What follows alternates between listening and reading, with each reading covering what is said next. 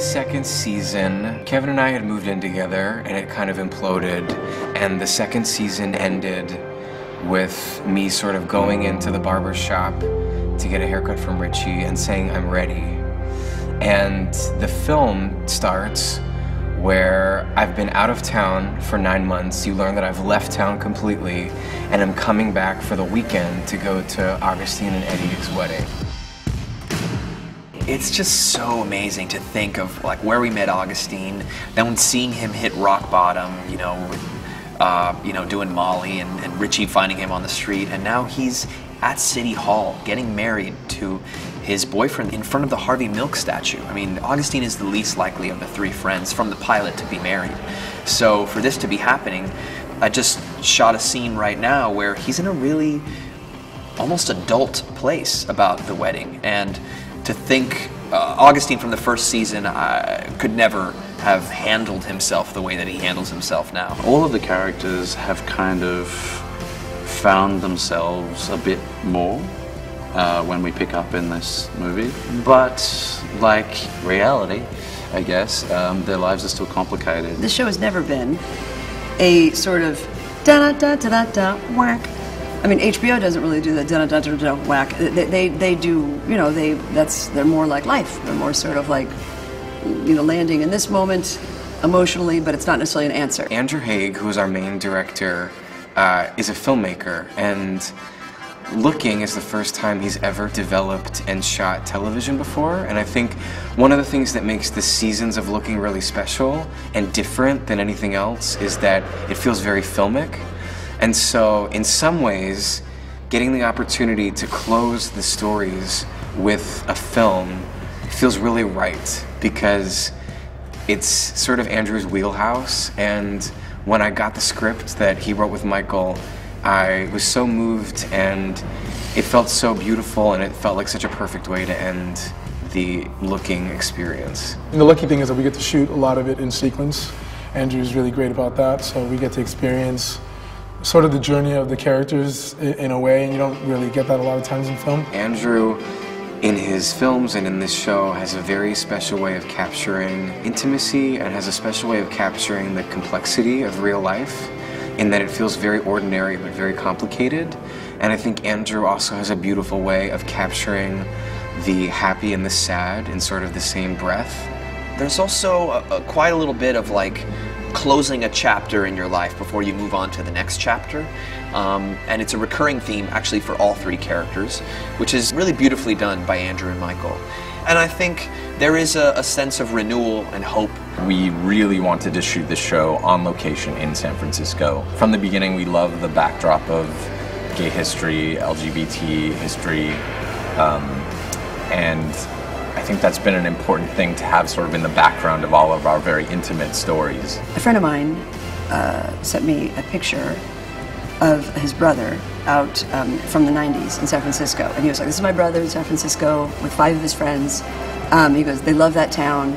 All those boys are gone now. When I see stuff like that, I'm like, this city is so important, historic, meaningful. It's got a lot of history here and a lot of heart, and it means a lot. And a lot of boys that have come here to live and have a chance to love. To be in that city telling these stories is huge. It's one of the things when we knew we weren't going forward, we were all like, oh my God, we don't get to go back to San Francisco. I just find it such a magical kind of city.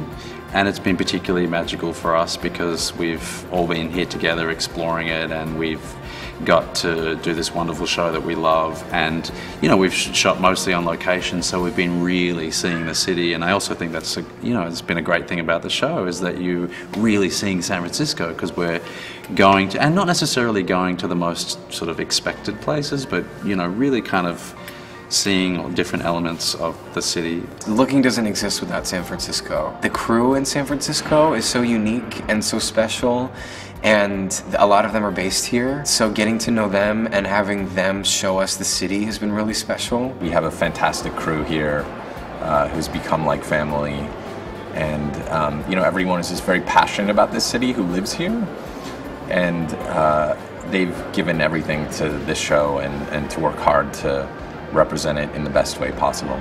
I have to check my own stereotypes when like a straight couple will come up to me and say that they love looking, or my husband introduced me to looking. I live in New York and I get stopped by people all the time. In San Francisco, I mean, I've been home in Texas with my family and I've been stopped there. People, you know, sort of confuse me from my character, and so I get a lot of affection and when I get stopped, because I think he has a certain kind of integrity that people respond to, and it's really great to experience that. So fun. Murray and I were sitting outside of a coffee shop, and this girl came by. It's like a college age, like NYU girl. Was like, oh my God, I'm obsessed with looking, and I named my cat Doris, and then showed us a picture of her cat named Doris. Yeah. I have relatives in Indiana who are like, I get a little uncomfortable, you know, when I'm watching it. But they're still watching it though. They just fast forward if he's giving himself an enema. They're like, well, let's everybody take a bathroom break. I feel so grateful to them for supporting the show and for loving the show, and we as like a crew and a cast and a group of writers have put so much of our like souls and heart into what's happening, more than anything I've ever done before. So many personal stories and so many like real life feelings, and so hearing that it's resonated in some way means more than anything. This is what I say to the fans, is that because when people come up to me and they're like, I just want to say hi, you know, I'm the one who usually won't stop talking, because they're like, and I'm like, what was your favorite episode? And I'm like, I'm gonna tell you, in person, Murray's so adorable. They're such real people, and they're like, I just wanted to say hi. Good luck to you. And I'm like, wait. Do you remember that one episode?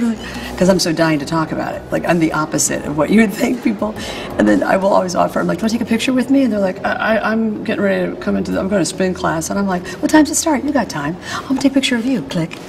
I'd love to thank all the fans for all the support. It's been incredible to see how the show has resonated with so many people, and it's just been a tremendous response from them. Being back has been so intense. It's been really emotional. Not a day has gone by where I haven't, and many of us haven't, like had tearful moments, because as wonderful as it is to come back together, and as grateful as we are to like come and close the storylines, it's so sad knowing that this is the final moment, and it's been really kind of cathartic to say goodbye to the characters, and to say goodbye to the show, and to say goodbye to the city and the crew and to each other. It's been really intense and wonderful, and I'm so glad that we are getting the opportunity to do it. We've all fallen in love with these characters and with each other in real life, to be honest. So it's sort of bittersweet, I guess.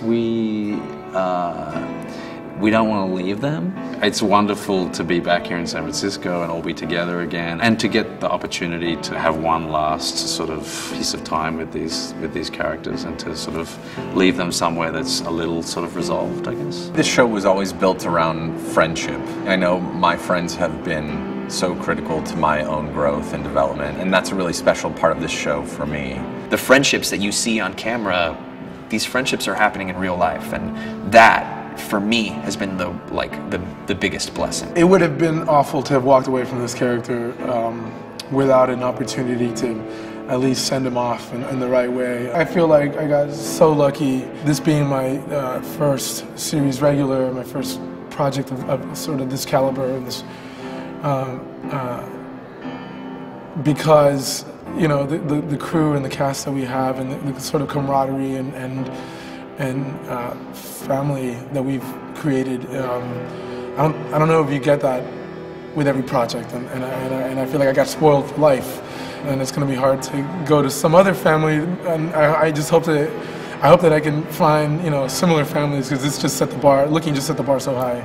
Knowing Andrew and knowing Michael, they don't wrap anything up with a bow ever, and it's sort of the beautiful thing about their work. Is that it's always true to life in that way, where nothing feels like tied up with a bow. There's not a perfect ending shot, and then like birds fly over and a deer comes out and it's the end of looking. And I think that the true diehard fans of the show are going to come into the film sort of knowing that. It's bittersweet to end the series at all, but one of the great things about television is that the characters have lives beyond the show and the imaginations of the audience.